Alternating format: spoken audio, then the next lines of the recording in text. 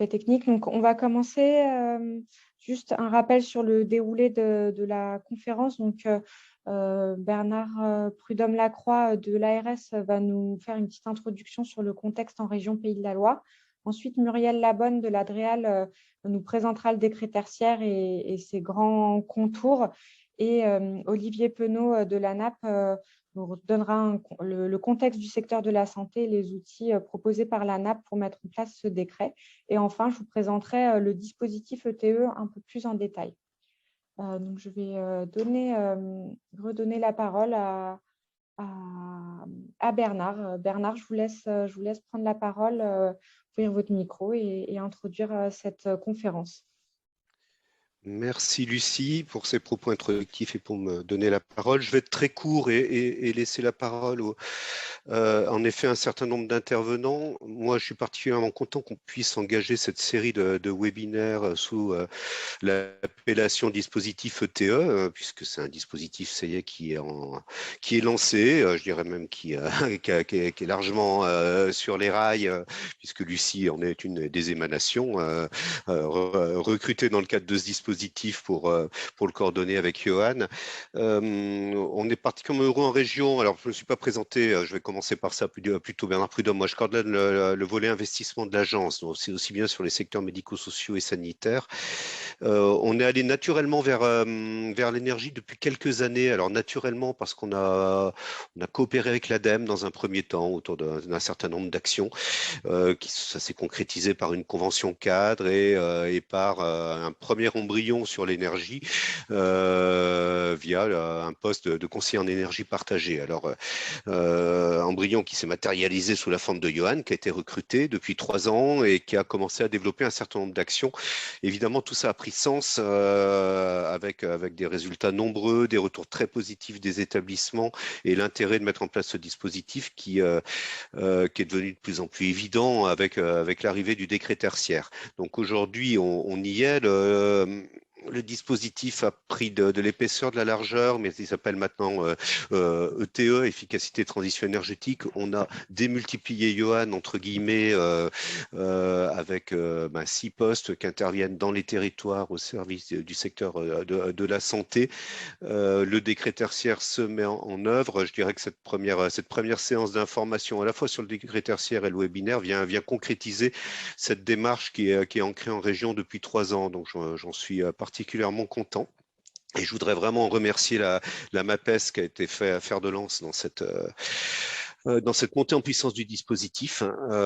Et puis, je vais remercier bien sûr aussi les intervenants parce qu'on va avoir à la fois l'Adréal qui va venir nous poser le cadre réglementaire du décret tertiaire. C'est important, le secteur de la santé. Il n'est pas le plus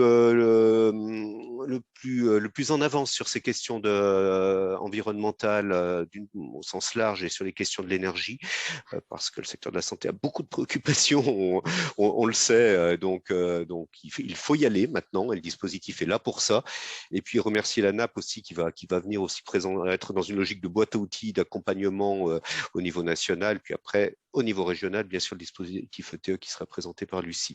Je crois que j'ai à peu près tout dit. Vous êtes assez nombreux, là, 54. Maintenant, je vois sur notre... 54 sur 78, Johan, en plus, confirme le propos. De toute obédience, si j'ose dire, à la fois secteur médico-social et sanitaire. J'en profite pour le dire, notre intention est bien de parler à l'ensemble des établissements et de mettre en place un dispositif qui est au service de tous les établissements, quels que soient les statuts et quel que soit le secteur, parce que ce sont des questions qui sont éminemment partagées. Un bâtiment reste un bâtiment. Et l'accueil de nos patients usagers ou résidents répond aux mêmes impératifs. Voilà, j'en ai suffisamment dit, je pense. Je vais passer donc la parole directement. Je ne sais pas si c'est Lucie qui fait les transitions ou si je la passe à Muriel Laborde. Au choix. Merci à tous et bon webinaire. Merci beaucoup, Monsieur Prudhomme-Lacroix, pour cette introduction. Muriel, je te donne la main. Merci, je partage mon écran. Super, merci Muriel. Bon.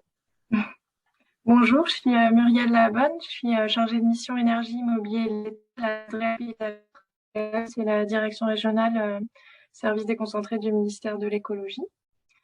Je travaille du coup sur la diffusion de ce dispositif éco-énergie tertiaire pour réduire les consommations énergétiques des bâtiments tertiaires.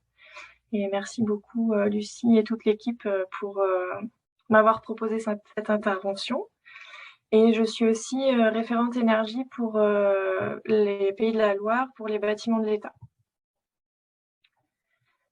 Alors, la présentation du dispositif, pourquoi une obligation? Le secteur du bâtiment, c'est à peu près la moitié de la consommation énergétique française et à peu près un quart des émissions de gaz à effet de serre. Et les bâtiments tertiaires ont leur part importante aussi dans ce secteur bâtiment. L'objectif de ce dispositif, il est double, c'est de réduire la consommation énergétique et d'améliorer le confort. Donc, on entend beaucoup parler des valeurs cibles, c'est 40% en 2030, 50% en 2040, 60% en 2050, pour réduire la consommation par rapport à une consommation de référence.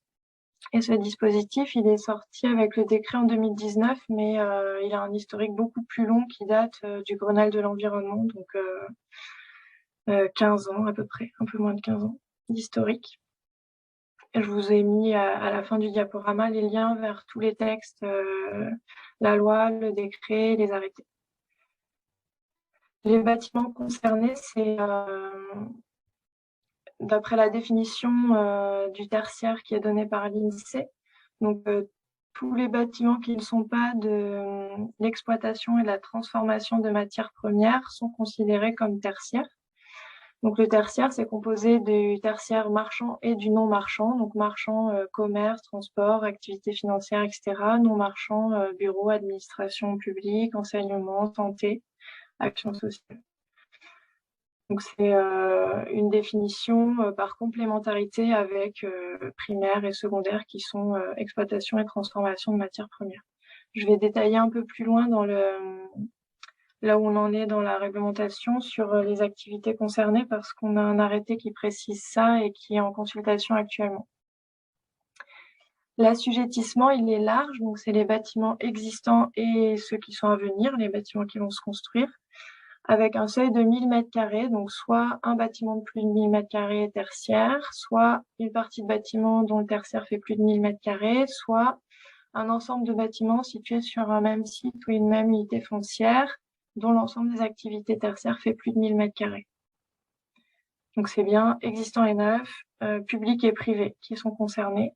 Et il y a très peu d'exemptions, donc les constructions provisoires sont exemptées, lieux de culte et activités à usage opérationnel à des fins de défense, sécurité civile et sûreté intérieure.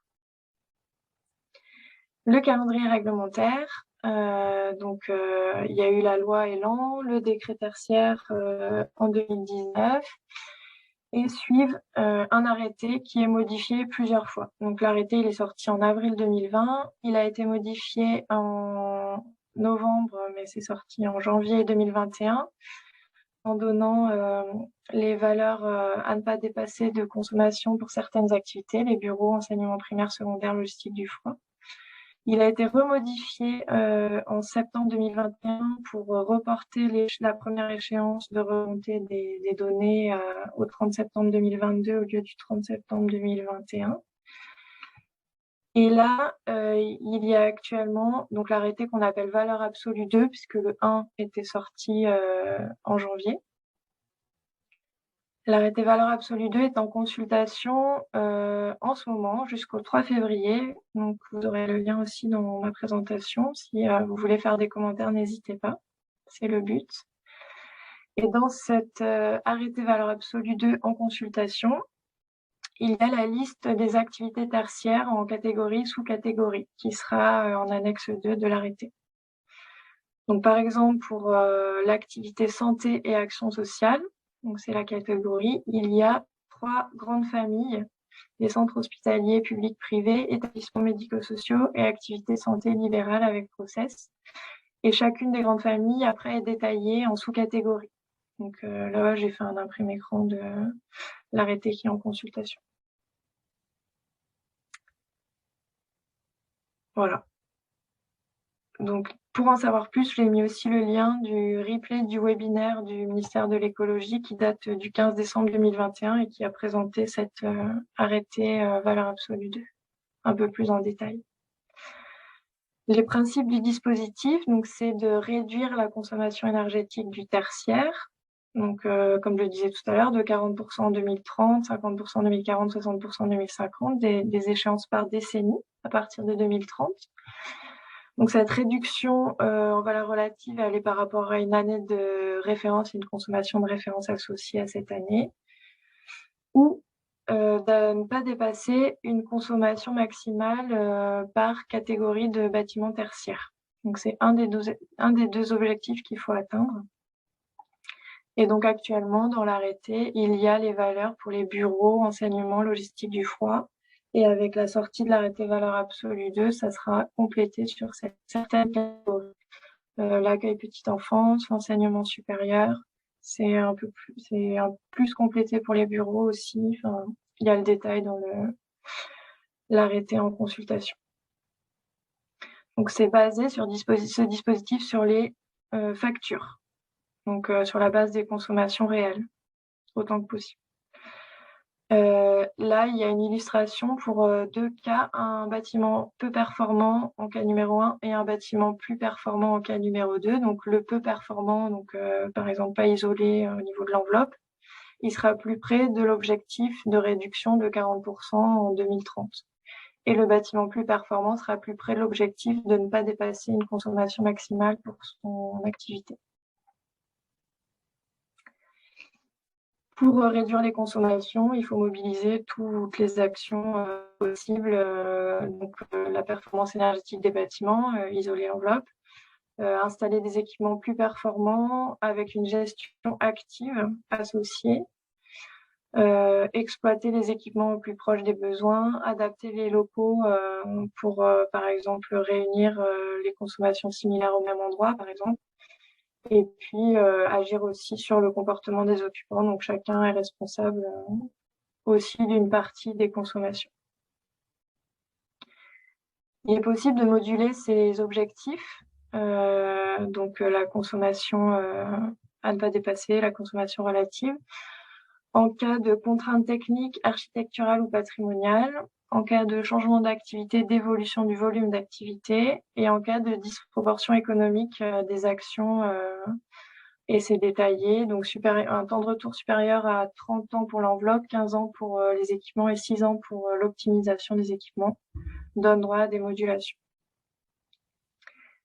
La plateforme pour suivre ce dispositif éco-énergie tertiaire, elle s'appelle Opéra. Elle est pilotée par l'ADEME au niveau national.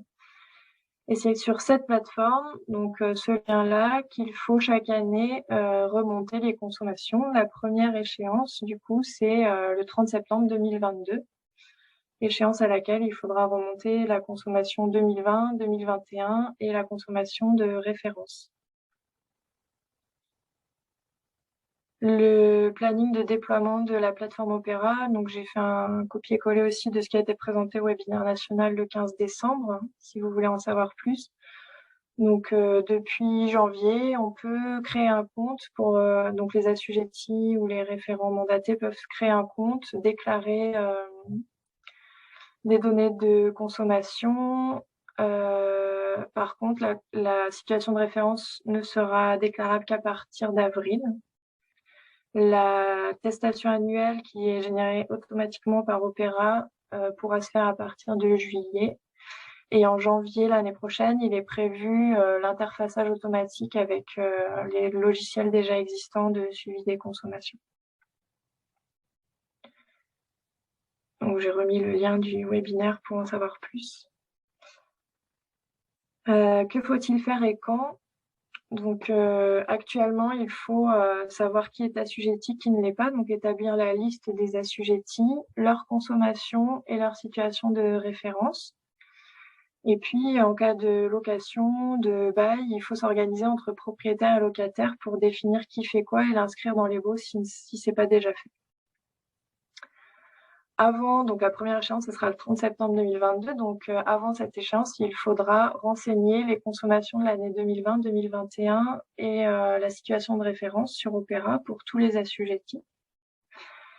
Avant le 30 septembre 2026, il faudra justifier les modulations s'il y en a avec un dossier technique. Et chaque année, Opéra fournira une attestation avec les consommations et la situation par rapport aux objectifs. Il faudra cette attestation l'afficher et l'intégrer au document de vente-location. Les ressources, les liens vers la loi Elan, le décret, l'arrêté modificatif, le premier.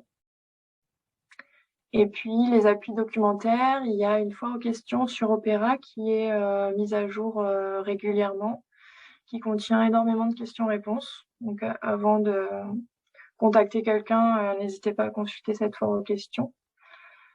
Il y a un guide d'accompagnement qui est prévu mais qui n'est toujours pas sorti, qui est en cours de rédaction, qui aidera beaucoup sur le dispositif, notamment par exemple la méthode de calcul des temps de retour sur investissement, etc. Le guide utilisateur de la plateforme Opéra, lui, il est disponible. Donc toutes les ressources, en fait, elles sont sur le site Opéra dans l'onglet ressources. Donc il y a le manuel utilisateur qui est déjà disponible sur ce site. Et puis il y a des documents de communication qui sont publiés au fur et à mesure par le ministère de l'écologie, donc diaporamas. Il y a des diaporamas thématiques, donc il y en a 2 qui sont sortis déjà, qui sont dans l'onglet ressources du site Opéra, un sur l'assujettissement et un sur les entités fonctionnelles assujetties. Il y en a d'autres qui sont prévus, qui vont sortir au fur et à mesure. Le 4 pages et le 2 pages, ça fait quelques temps qu'ils sont sortis, mais le 4 pages, il a été mis à jour récemment, en janvier 2022. Et puis, je vous ai mis aussi le lien vers la rubrique dédiée du site de la DREAL Pays de la Loire, où vous retrouverez aussi tous les liens utiles. Pour les contacts, tout ce qui concerne la plateforme Opéra, c'est donc s'il y a un bug, une difficulté pour renseigner les informations, une situation particulière, etc. C'est ce mail-là, opéra@adem.fr. Et sur le dispositif éco-énergie tertiaire, pour la région, c'est moi. Donc, je vous ai mis mon mail. Il y a aussi des référents comme moi au niveau département, donc dans les DDT, qui sont aussi des services du ministère de l'écologie, mais en département. Donc, vous avez aussi les mails pour chaque département. Et je vous ai mis aussi le mail de ma collègue à la DREAL Pays de la Loire, Céline Lemasson, qui travaille sur la réglementation environnementale 2020, donc du coup qui fixe des obligations à respecter pour les bâtiments neufs, pour consommer moins et émettre moins de gaz à effet de serre sur tout le cycle de vie. Et elle travaille aussi sur les filières vertes. Donc si vous avez des questions là-dessus, n'hésitez pas à la contacter, je vous ai mis son mail aussi. J'ai fini pour ma présentation. J'espère que je suis bien dans le timing. C'est parfaite dans le timing. Merci beaucoup, Muriel, pour cette présentation. Donc, n'hésitez pas à poser des questions via le module de chat si vous le souhaitez. On a déjà une première question qui porte sur l'année de référence. Donc, bonjour, pouvez-vous préciser comment définir l'année de référence? L'année de référence, elle doit être comprise elle doit être après 2010. Et pour la définir, c'est chacun qui choisit son année de référence. Chaque assujetti choisit son année de référence. Et pour l'aider, il peut se baser aussi sur les consommations qui sont associées à cette année de référence à choisir. Donc, par exemple, s'il y a eu des actions d'économie d'énergie réalisées, par exemple, en 2015, pour atteindre plus facilement les objectifs, je ne devrais pas dire ça peut-être, mais il faut choisir une année de référence, par exemple 2014, 2013, entre 2010 et les premières actions réalisées. Comme ça, ce sera plus simple d'atteindre les obligations. Après, si vous voulez aller plus loin, etc., vous pouvez choisir 2016 s'il y a eu des actions faites en 2015 et renforcer encore plus votre volonté de diminuer les consommations. Mais c'est laissé libre à chaque assujetti pour le choix. Ok, merci Muriel. Je reviendrai dessus tout à l'heure, mais dans le cadre du dispositif ETE, on peut vous accompagner à choisir cette année de référence. Et il y a aussi des professionnels qui peuvent vous accompagner sur l'ensemble de l'accompagnement au dispositif. Donc, il y a de nombreuses solutions qui s'offrent à vous. je reprends les questions. Qu'en est-il pour les ESAT et les espaces de stockage? Alors, ce qui est assujetti, c'est vraiment le tertiaire. Donc, les ESAT, c'est les bâtiments où il peut y avoir du travail, des bureaux, tout ce qui est aussi blanchisserie, tout ça, c'est du tertiaire, donc c'est concerné. Après, il faut que ces surfaces tertiaires fassent plus de 1000 mètres carrés dans le bâtiment, le site ou la partie de bâtiment pour être assujetti. Les espaces de stockage, là, faut préciser la question aussi parce que donc il y a une question-réponse là-dessus sur Opera pour le stockage de sites industriels, par exemple, c'est considéré comme du tertiaire si c'est pas en flux tendu. Et il y a la valeur de 5 jours qui est donnée. Si c'est un stockage de plus de 5 jours, c'est concerné. Et moins de 5 jours, c'est pas concerné. Mais voilà, il y a cette notion de flux tendu ou pas. Ok, on a une question, mais alors je ne sais pas si tu vas pouvoir aider. Oui, vas-y, Johan, j'ai vu que tu avais mis ton Je ne sais pas micro. si tu retrouves la question, Lucie. La question qui était, c'est « Bonjour, je voudrais savoir ce que signifie modulation. Est-ce que cela signifie dérogation ?» Modulation, c'est le mot qui est utilisé pour dire qu'en gros, on peut consommer un peu plus. Donc, l'objectif, il est de diminution des consommations, il est réduit, quoi. Donc, si on peut pas, par exemple, isoler les murs du bâtiment à telle épaisseur parce que le temps de retour sur investissement est de plus de 30 ans, eh ben, on va accorder une consommation un peu supérieure. Voilà, il faudra isoler du mieux qu'on peut à temps de retour sur investissement inférieur à 30 ans. Ok, merci Muriel pour cette réponse. On a une autre question. Donc, bonjour, nous n'avons aucune information sur nos consommations d'énergie. Le loyer incluant toutes les charges, nous devons donc communiquer avec notre bailleur. Sur quelle base juridique de départ devrais-je échanger avec devrais-je échanger avec le bailleur? Devrais-je engager un échange avec le bailleur, pardon. Donc, c'est vraiment une question vraiment sur les établissements qui sont locataires de leur patrimoine. Et je vois que Lucie est revenue. Le coût de l'énergie vient de subir des évolutions importantes et il faut, à l'échelle de vos établissements, que vous guettiez cet effet qui peut se ressentir peut-être pour d'autres pays européens, qui se ressent à échelle mondiale suite au Covid. Il y a plus 170% d'augmentation du coût du gaz dans le monde et il y a une corrélation forte avec le coût de l'électricité. Donc l'énergie est plus chère pour différentes raisons et je ne rentrerai pas dans les détails. Et cette question de l'énergie est importante aujourd'hui à prendre en compte. L'Espagne connaît des difficultés, la France a des formes de bouclier par rapport à ça, mais peut-être que certains d'entre vous ont conscience de cette problématique avec des contrats qui peuvent poser problème. C'était un petit pas de côté. Là, je reviens sur la présentation avec donc jusqu'à 12h10, 12h15, je crois. Deux points principaux, c'est l'énergie pour le secteur sanitaire et médico-social, qu'est-ce que ça représente, et le kit outil, mettre en œuvre le décret tertiaire, qu'est-ce qui a été travaillé et en quoi on pense que ça peut vous aider. Quand je dis on, ce n'est pas la NAP, c'est la NAP et son réseau de professionnels. Et la MAPES a très largement contribué à ce kit outil. L'énergie, donc le secteur de la santé au sens large, sanitaire et médico-social, représente 21,5 TWh de consommation par an. Alors à côté, un petit encart, ça représente la consommation en électricité d'environ 4,6 millions de foyers français. Donc il y a un certain poids. C'est 2% de la consommation totale d'énergie en France et environ 12% des consommations d'énergie du secteur tertiaire. Pour les établissements, il faut avoir en tête que cette question de l'énergie n'est pas simple. a posé beaucoup de questions dans le cadre de la communauté de pratique sur laquelle on échange. Donc, grande hétérogénéité du parc, avec un parc petit, un parc grand, hein, quand on part d'un ESAT, comme tout à l'heure, ou d'un CHU, c'est pas la même échelle. Du parc qui peut être récent, ancien, qui peut être classé. On a des églises sur certains établissements. Donc, les aspects religieux, c'est à mettre de côté par rapport au décret tertiaire, mais c'est quand même à prendre en considération. Et comme ça a pu être partagé, on peut être propriétaire, preneur à bail, on peut avoir l'information, on peut ne pas disposer de l'information. Et toute la complexité de ce texte, c'est de prendre en compte toutes ces situations.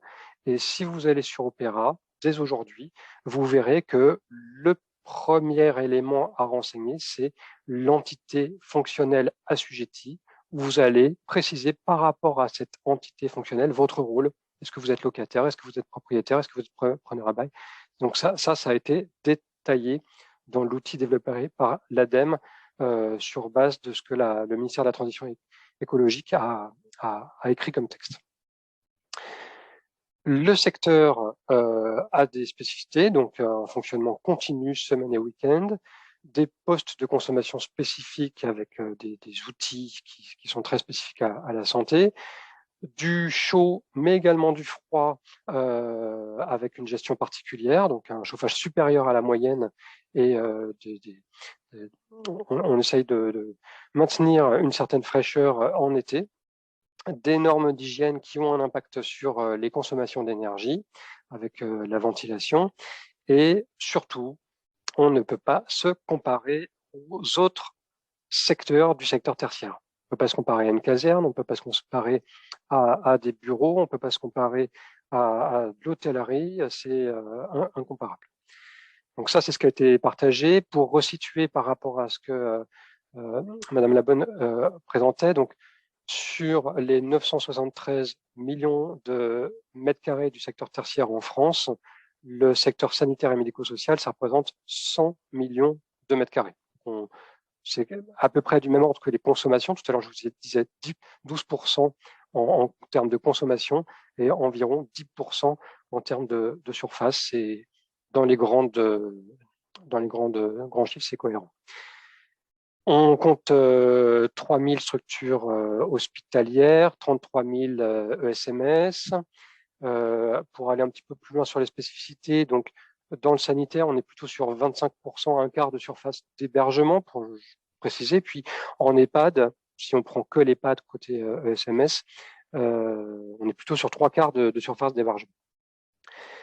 Le groupe de travail et la communauté de pratique a essayé d'identifier des consommations moyennes, et on sait que c'est important pour vous d'avoir des ordres de grandeur. C'est très difficile. Opera nous aidera à avoir ces réponses. Sur les établissements sanitaires, on n'a pas de moyenne, on a juste une fourchette avec une consommation entre 120 et 600 kWh par mètre carré par an. Pour les EHPAD, on avait un petit peu plus d'effectifs et du coup, on peut vous dire que voilà, on voit que les EHPAD à échelle nationale, on a environ 180 kWh par mètre carré par an de consommation d'énergie, avec une grosse disparité qui s'explique par rapport à ce que vous faites, par rapport à vos usages. Est-ce qu'il y a certains équipements? Est-ce que la cuisine est internalisée ou est-ce que vous passez en externe? Est-ce que vous avez une blanchisserie ou est-ce que c'est externalisé? Est-ce que vous avez une balnéothérapie ou pas? Tout ça a un impact et c'est important à prendre en considération. Donc attention aux moyennes. Opera, je le répète, aidera à préciser ça, clarifier ça. Côté MAMEPS, vous avez partagé un fichier pour aider les établissements à aller sur ces compréhensions des consommations d'énergie. Je ne rentre pas dans le détail à ce stade. Le décret tertiaire, c'est une marche importante à franchir. Si vous êtes un petit peu désarmé par cette présentation et par la présentation qui a eu lieu auparavant, ce qui a été partagé au niveau de la communauté de pratique, c'est que on partage cette difficulté en fait. Déjà, l'année dernière, plus de 80% des établissements ne connaissaient pas le décret éco-énergie tertiaire qui a quand même qui commence à dater maintenant. Le secteur sanitaire et médico-social a connu peu de réglementation sur l'énergie. Donc là, ça fait une marge d'autant plus importante par rapport aux autres secteurs qui ont eu des contacts avec ces obligations. Et par ailleurs, il y a d'autres réglementations très fortes qui pèsent sur le secteur qui font que c'est pas évident. Le partage de la communauté de pratique, c'est dire que les établissements connaissent mal leur surface. Là, on va parler de surface de plancher pour les décrets tertiaires et connaissent mal leurs données de consommation et leurs usages. Donc tout ça, on l'a partagé et ça fait qu'il y a une marche à franchir. La réponse, c'est le kit outil. Mettre en œuvre le décret tertiaire, c'est essayer de vous simplifier la vie. Les professionnels de santé ont partagé, ont échangé et le kit sert à rassembler cette expertise pour vous dire, voilà, il y a beaucoup de documents qui sont à votre disposition et Muriel l'a précisé auparavant, il y a beaucoup de ressources, mais pour vous, pour le secteur sanitaire et médico-social, comment on se pose la question et comment on simplifie. Alors, le kit, il a été fait pour être normalement lu rapidement. En 1 heure, vous devriez pouvoir être en mesure de le lire. Il est constitué de quelques fiches thématiques qui doivent pouvoir être lues en 5 minutes. Il est composé d'un focus pour le directeur d'établissement, 6 fiches thématiques qui correspondent à ces freins, à ces étapes un petit peu plus compliquées à aborder, et 39 fiches techniques. Les fiches techniques précisent certains points abordés dans les fiches thématiques. Du coup, normalement, vous avez 7 recto verso à lire pour bien appréhender ce que ça représente pour vous. Je fais un petit focus sur les points d'entrée. Donc, la première fiche, responsabilité et action du directeur sur le décret tertiaire. C'est un recto verso. Il y a 4 idées forces. Rappelez que le décret tertiaire, c'est cette obligation réglementaire, qu'il est progressif. Donc, il faut se mettre un petit peu dans la tête qu'on cible 2030, 2040, 2050, et avec des étapes à respecter, avec le reporting d'ici fin septembre, et puis la remontée de la consommation d'énergie chaque année dans la plateforme, avec en idée force quand même l'intérêt économique pour votre établissement de s'intéresser à ce sujet, et l'amélioration de la qualité de service et du confort pour les usagers, pour les équipes également. Il y a un focus aussi sur le rôle du directeur. Il faut penser schéma directeur immobilier, parce qu'on est dans le long terme, parce que le bâtiment, c'est pas uniquement des petits travaux, même si ça compte. Il faut penser dans la vie de l'établissement, à quel moment il sera important d'intégrer cette problématique énergie et le plus en amont possible. C'est la question de la montée en compétence des équipes sur le sujet, même si, Lucie, tu l'as rappelé, il y a aussi la possibilité de faire appel à des compétences sur les territoires. Et l'exemple d'ETE sera souligné sur ce point-là. Et dernier point, travailler sur l'énergie, c'est aussi travailler sur quelque chose que le grand public a bien en tête, qui n'est pas indépendant du changement climatique. Et donc, c'est un vecteur d'attractivité, de fidélisation de vos personnels. Dans ce focus, il y a un petit argumentaire éclair, on dit elevator pitch, pour dire que voilà, en 30 secondes, lors d'une montée dans les étages, vous devez être en mesure d'expliquer ce que c'est ce décret tertiaire. Donc, vous avez fait une petite trame que vous pouvez copier-coller et utiliser dans vos documents. L'autre fiche, la première, c'est expliquer en cours le décret éco-énergie tertiaire pour votre établissement, les enjeux, bénéfices, et puis une première checklist de quelles sont les étapes. Cette première fiche évoque, comme Muriel l'a dit, différents leviers d'action. Il y a des leviers d'action sans réalisation de travaux et il y a des leviers d'action avec réalisation de travaux. Et comme le répète souvent Johan, adapter le besoin à l'usage, c'est déjà la possibilité de réaliser 7 à 13% d'économie. Pour rentrer un petit peu dans le contenu maintenant du kit, donc les fiches qui ont été réalisées par rapport à ces marches que vous avez à franchir. Déjà, connaître ses consommations énergétiques. Et je crois qu'à la MAPES, vous allez faire un focus sur la facture prochainement et c'est important de penser du coup à vos consommations, aux différentes sources de consommation, aux différentes énergies, parce ça concerne évidemment toutes les formes d'énergie, gaz, électricité, mais aussi bois, si vous avez des pellets pour la chaufferie, par exemple. Donc, première chose, c'est connaître ses consommations d'énergie. Deuxième chose, c'est connaître ses usages et ses surfaces. Les usages, ça a été précisé par la présentation de Muriel auparavant, c'est dans l'hôpital, qu'est-ce qu'on distingue comme zone? Les zones à environnement maîtrisé, les process. De la même façon, dans le médico-social, qu'est-ce qu'on distingue? Ça amène à se poser les questions du comptage de l'énergie, d'un comptage plus fin. Le texte n'oblige pas au sous-comptage, mais vous avez des moyens de vous intéresser à ce sujet et à compter peut-être d'autres choses auxquelles vous avez accès, comme les consommations d'eau, les consommations d'eau chaude, pour mieux comprendre vos consommations d'énergie. Donc ça, c'est précisé dans cette fiche 4.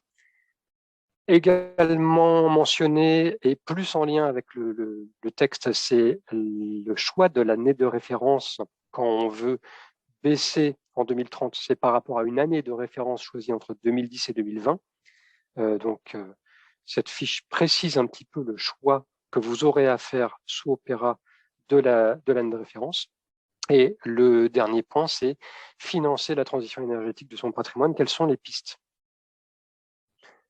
Pour chacune de ces fiches, c'est du recto verso avec les enjeux, bonnes pratiques, chiffres clés, astuces, un format type checklist, et je vous le montre juste après, et une évaluation de l'investissement requis. Qu'est-ce que ça représente pour vous en main-d'œuvre ou en coût, ces questions-là. Ce sont évidemment des ordres de grandeur. Alors, pour juste vous montrer pour les consommations d'énergie, donc quand je parle de checklist, c'est surtout vous poser les questions comme le réseau a pu se poser les questions en appréhendant ce sujet. Donc, les consommations d'énergie, différentes étapes, on inventorie, on hiérarchise, on implémente et on a l'idée d'amélioration, de maîtrise de ces consommations d'énergie. Du coup, vous voyez que en fonction des différents questionnements, il y a en face la possibilité d'accéder à des fiches techniques. Je ne rentre pas dans le détail de cette fiche, mais je vais faire un petit focus finance. Même chose, la fiche sur financer la transition énergétique de son patrimoine, un recto verso, les mêmes petits blocs que vous voyez sur la gauche. Une clé de réussite, prendre contact avec les acteurs du territoire qui connaissent les solutions. Donc là, je vise bien évidemment la MAPES par rapport à ça et le dispositif ETE et des fiches techniques. Du coup, je vous montre quand même un petit visuel sur un exemple de fiche technique parce que c'est dans ces échanges des questions qui reviennent souvent. Le groupe de travail a essayé de rassembler les différentes sources de financement disponibles, les différents dispositifs, à la fois à échelle nationale et à échelle régionale, de financement pour que vous en ayez connaissance. Ça commence par l'outil Aide Territoire qui lui-même a cet objectif de référencer tous les dispositifs de financement et ça va jusqu'au C2E, le dispositif tremplin, le fonds chaleur. Alors, ce sont des choses qui évoluent très vite, évidemment. Donc, la pérennité de cette fiche est liée aussi aux liens Internet qui sont dedans. Et sur les dispositifs régionaux est évidemment mentionné le dispositif ETE. Du coup, après cette rapide présentation, vous pouvez consulter le kit, le télécharger, mais vous pouvez aussi rejoindre la communauté de pratique de l'ANAP sur la question d'énergie. Il y a aujourd'hui plus de 140 membres, ce qui représente plus de 1500 établissements. Et les adresses, je ne sais pas si Johan pourra les copier dans le chat parce que ça avait été demandé. Je vous laisse le faire. La conclusion, c'est ce qui a été partagé. Cet enjeu de répondre aux obligations réglementaires sur l'énergie pour le secteur, c'est assez complexe, c'est complet, c'est un challenge pour vous. On sait d'où certains d'entre vous partent, c'est-à-dire de déjà comprendre, compter les surfaces. Donc, on est là pour partager ensemble. Il y a évidemment une autre façon de le présenter et l'ANAP porte cette intention, c'est les différents bénéfices, les bénéfices pour vos établissements, de prendre en considération cette question de l'énergie au plus large possible. Moi, je suis dans l'équipe développement durable et donc il y a bien la considération dans la transformation des organisations de ne pas oublier l'importance de la question environnementale aujourd'hui et demain, à la fois pour les usagers, les patients et pour le personnel. Voilà. Merci beaucoup de votre écoute et je suis à votre disposition pour des questions.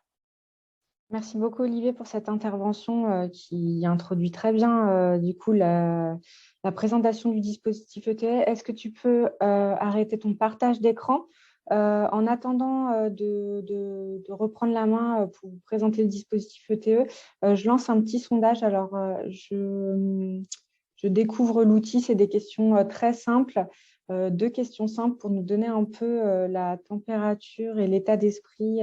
Donc, plutôt merci aux établissements de répondre plutôt que les partenaires. Puis, on le regardera tout à l'heure si j'arrive à remettre la main dessus sur l'aspect technique. Alors, j'ai vu que dans le module, alors oui, je ne peux pas tout faire en même temps. J'ai vu que dans le module de chat, il y avait eu quelques questions-réponses. Si vous avez d'autres questions pour Olivier, n'hésitez pas à les poser. Johan, je vois que tu prends ton micro, tu veux intervenir. On n'a pas beaucoup de temps, donc rapidement. Juste pour vous dire, hein, toutes les questions, je les ai notées dans un Word que je transmettrai à Muriel à la fin du webinaire. Donc Muriel, si ça pas de pression, hein, mais de répondre soit en renvoyant vers un lien de la foire aux questions, soit répondre directement et moi je renverrai les questions aux participants, sinon les participantes directement vers la foire aux questions pour vos questions. C'est quand même bien, c'est une fois de plus, hein, c'est bien fait, bien expliqué, on va directement dans la bonne partie, donc n'hésitez pas à aller voir tout ça. Tous ces liens-là seront mis dans un mail que je vous enverrai juste à la fin du webinaire avec le téléchargement des supports et compagnie. Ok, merci Johan. Donc, je ne sais pas si vous voyez le sondage, les participants. Johan, est-ce que tu peux me dire si vous le voyez? Ah oui, vous le voyez. Ah, bon, j'ai des oui et des non. Mais juste pour info, donc, il y a eu 30 participants, 30% qui connaissaient bien le dispositif, 70 qui en a seulement entendu parler et une personne qui le découvre aujourd'hui. Donc déjà, on a à peu près bien fait notre travail dans le sens où ce n'est pas complètement inconnu à ce jour. Et alors, sur la motivation à engager la transition énergétique, on a 63% des réponses qui pensent qu'il y a plein d'actions à mettre en place, 37% qui sont motivés mais qui ne savent pas par où commencer, et personnes qui pensent que c'est insurmontable. Donc, je suis aussi motivée voilà, avec le dispositif, vous allez voir, on peut vous apporter un accompagnement pour vous aider à engager cette transition. Alors, je repartage mon écran. Si ça veut bien. OK. Donc, le dispositif ETE, je vous le présente rapidement. Et donc, le dispositif ETE, il est porté par la MAPES et financé par l'ARS et la FNCCR. Et donc, dans le cadre de ce dispositif, nous avons différents partenaires sur les territoires avec les différents centres hospitaliers et AODE ou syndicats de l'énergie qui portent chacun un conseiller en maîtrise de l'énergie pour vous accompagner concrètement sur le terrain. Donc, ça a déjà été évoqué tout à l'heure par Bernard Prudhomme, mais donc Johan a porté le dispositif CEP pendant 3 ans tout seul. Et donc maintenant, on est 7 pour vous accompagner pendant encore 2 ans jusqu'à fin 2023. Donc, vous avez de la chance en région Pays de la Loire de bénéficier de ce dispositif qui est vraiment pour le moment presque unique parce qu'on a des cousins en Nouvelle-Aquitaine, mais qui reste quand même très pionnier sur le sujet en santé. Donc, vous avez un interlocuteur par département, n'hésitez pas à les contacter. Donc là, très rapidement, c'est une cartographie des établissements de santé en Pays de la Loire. Voilà, donc cette cartographie est importante pour vous dire aussi que tous les établissements sont concernés peuvent être accompagnés dans le cadre du dispositif, qu'ils soient publics, privés non lucratifs, privés et les établissements sanitaires et médico-sociaux. Donc vraiment, tout le monde est concerné. N'hésitez pas à candidater. Je vais vous en reparler. Donc, comment engager votre transition énergétique suite à tout ce qui a été évoqué tout à l'heure entre le décret et les différents outils que propose la NAP. Il y a aussi la mission ETE. Donc, on vous propose un programme d'animation, dont cet webinaire. Je vais revenir tout à l'heure sur ce qui vous attend dans les prochaines semaines. Vous avez une newsletter qu'on envoie tous les mois. Je vous invite à vous abonner. Soit via le site de la MAPES, soit dans nos signatures de mail, il y a toujours le lien. Donc, en étant abonné à cette newsletter, vous aurez toutes les actus sur l'énergie en santé. On est en train de construire une offre pour vous proposer de la mutualisation à l'échelle régionale, que ce soit sur la valorisation des C2E, l'achat d'énergie ou encore les logiciels de suivi énergétique, par exemple, mais plein d'autres outils. L'outil de suivi énergétique qui est très important pour vous aider à démarrer sur ce sujet-là. Donc, je reviendrai aussi dessus tout à l'heure, mais Johan va animer une conférence le 4 février, vendredi 4 février, pour vous aider à découvrir cet outil et à tout simplement suivre vos consommations d'énergie, rentrer vos factures d'énergie et avoir un petit tableau de bord et vous mettre en ordre de marche pour pouvoir engager le décret tertiaire et puis remplir la base Opéra d'ici septembre. Donc, n'hésitez pas à vous inscrire sur notre site internet, vous pourrez retrouver le lien. Et enfin, vous avez une base documentaire très complète avec 36 onglets qui couvrent tous les sujets liés à l'énergie en santé et qui peuvent vous aider déjà à faire ces premières actions rapides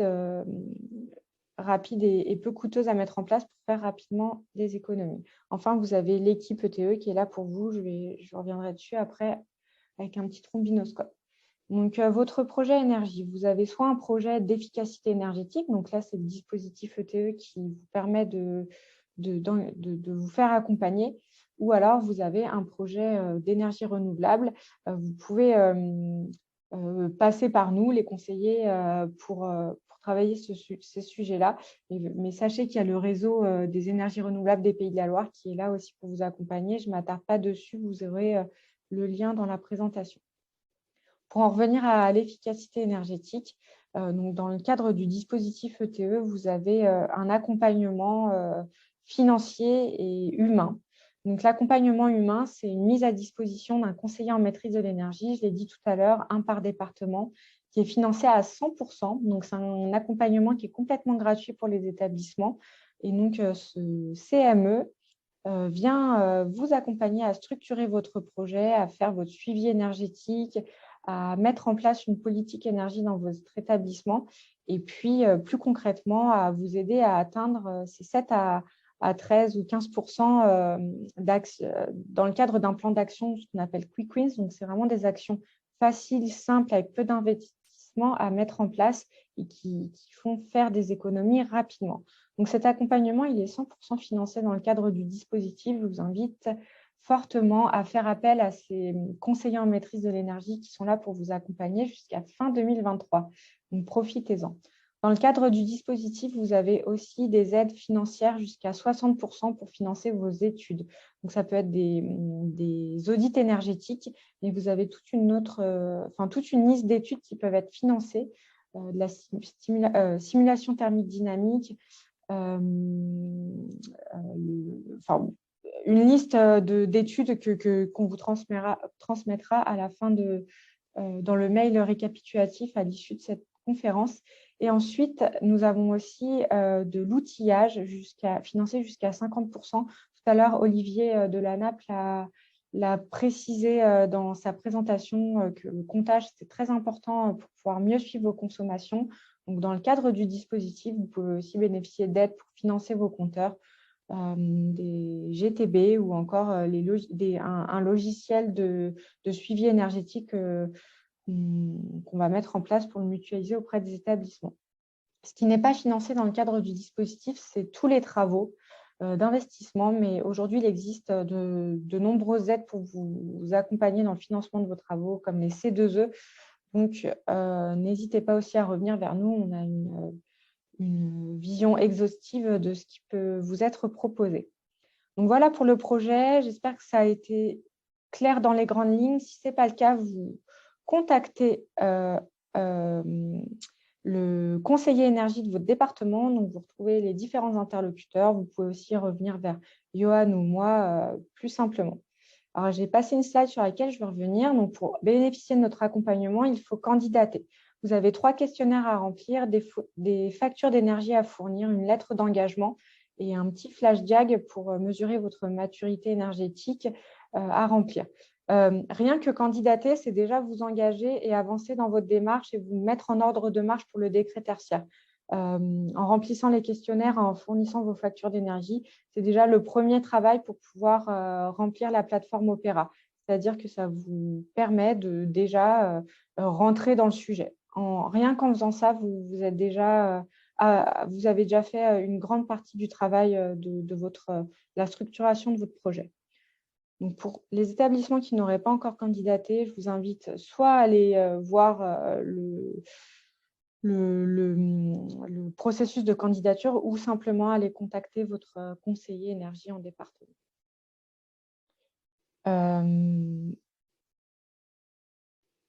Les événements à venir. Donc, plusieurs événements à venir dans les prochaines semaines. La prochaine, c'est la Forma ludique. Donc, c'est vraiment une journée dédiée à la mise en place d'une démarche d'efficacité énergétique animée par Johan. Je vous invite à la suivre. Elle aura lieu à Nantes.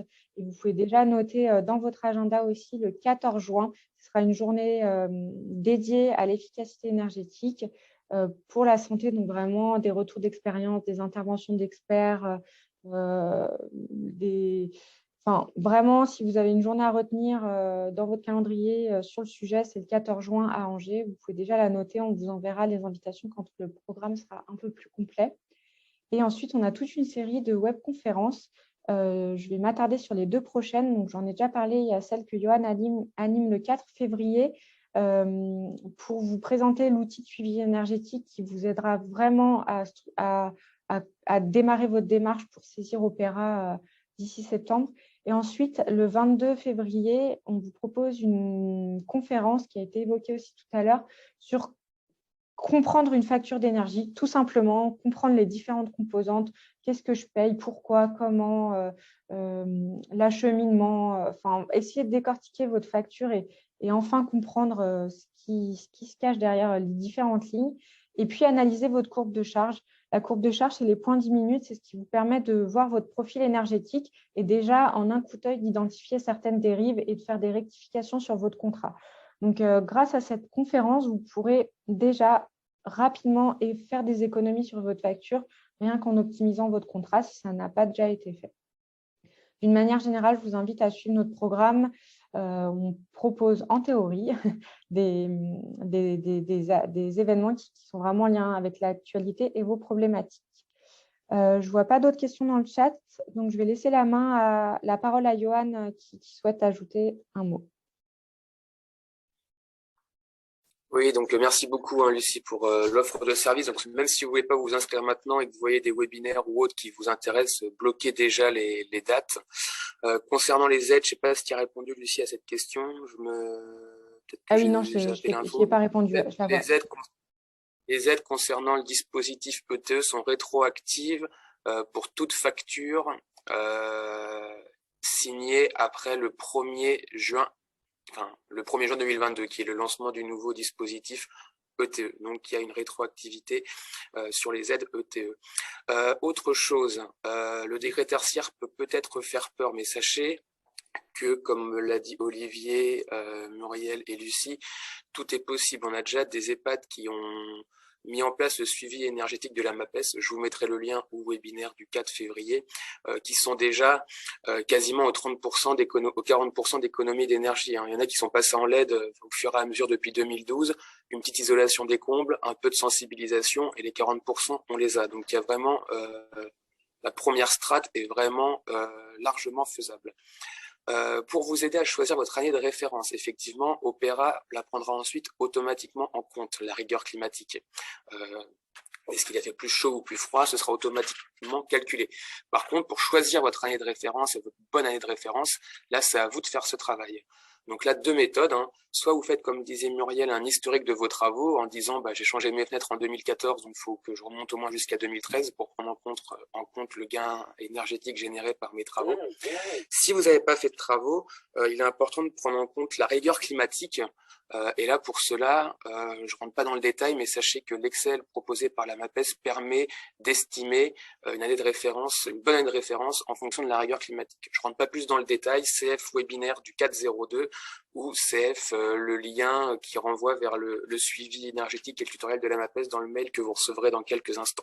On a un petit peu débordé, je relaisse la parole à Lucie pour conclure. Voilà, désolé pour ces 5 minutes, mais c'est celle du début qu'on reprend à la fin. Merci encore à tous et à toutes d'avoir pris le temps de participer à ce webinaire et j'espère qu'il vous a plu. Merci, Johan. Ok, donc comme Johan l'a dit, on va vous envoyer aujourd'hui ou demain un mail avec le lien, l'enregistrement. Vous aurez les supports via WISTransfer, donc vous avez 5 jours pour les télécharger, n'hésitez pas à le faire rapidement.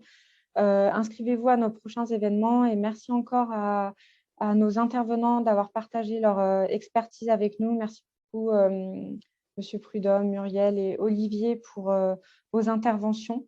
Et je vous souhaite à toutes et tous un très bon appétit et j'espère à bientôt. Bonne fin de journée, au revoir. Merci, à bientôt. Au revoir, merci beaucoup. Merci, au revoir. Au revoir, merci. Au revoir.